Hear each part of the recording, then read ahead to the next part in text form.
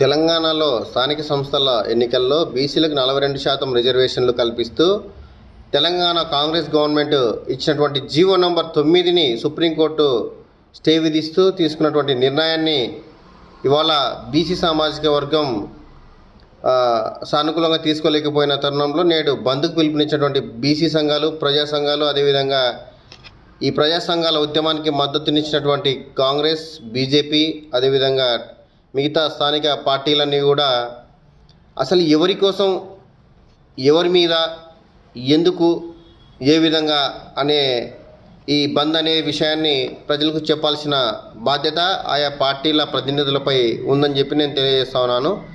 ఎందుకంటే ఒక చోట సమస్య ఎదురైనప్పుడు బంద్ పిలుపునివ్వడానికి ఎవరైతే బాధితులు ఉంటారో వాళ్ళు బంద్ పిలుపునిస్తే అధికార పార్టీ దానికి సమాధానం చెప్పాలి, ప్రతిపక్ష పార్టీ దానికి మద్దతు ఇవ్వాలి.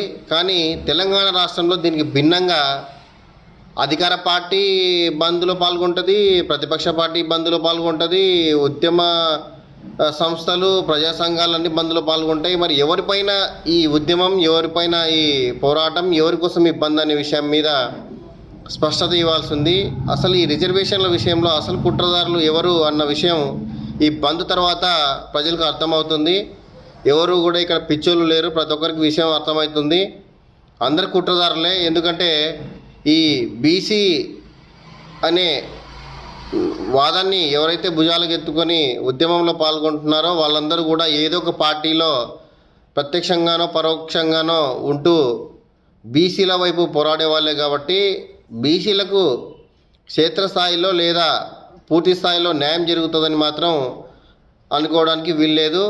ఈ ఉద్యమం బీసీలు గ్రామీణ స్థాయిలోకి తీసుకెళ్ళి పార్టీలపైన, ప్రజాప్రతినిధులపైన ఒత్తిడి చేస్తే తప్ప ఈ ఉద్యమానికి సార్థకత రాకపోవచ్చు. ఈ 42% రిజర్వేషన్ల విషయంలో తెలంగాణ కాంగ్రెస్ గవర్నమెంట్ పునరాలోచన చేయాలి.